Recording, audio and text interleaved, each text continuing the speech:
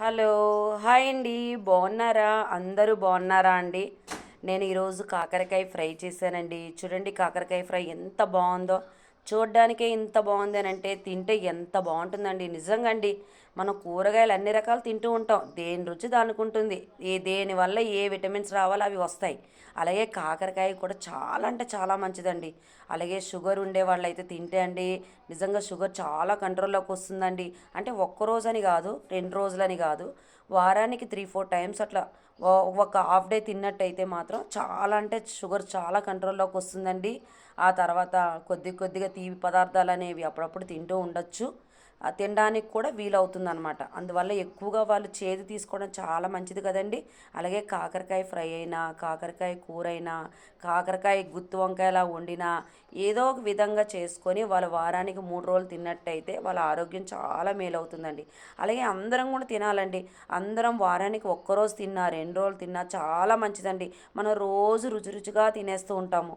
ఈ రుచి ఆ రుచి, ఈ కూరలు తింటే ఈ రుచిగా వండుకోవచ్చు, మరొక కూరగాయలు అయితే ఇంకో రుచిగా వండుకోవచ్చు, మటన్ అయితే ఇంకా రుచిగా వండుకోవచ్చు అనుకుని తినేస్తాం. కానీ కాకరకాయ అండి నిజంగా చాలా అంటే చాలా మేలు చేస్తుందండి. కాకరకాయ వల్ల చాలా ఉపయోగం ఉంది. మనకు ఆరోగ్యం చాలా మంచిదండి. వ్యాధి నిరోధక శక్తిని కూడా చాలా పెంచుతుందండి.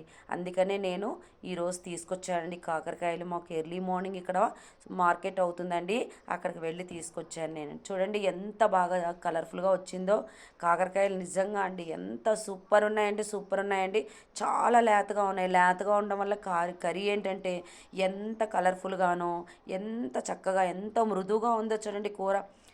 ముదురువైతే అండి కొంచెం బాగా పెద్ద పెద్ద ముక్కలుగా కనబడతాయి ఎంత మనం ఫ్రై చేసినా.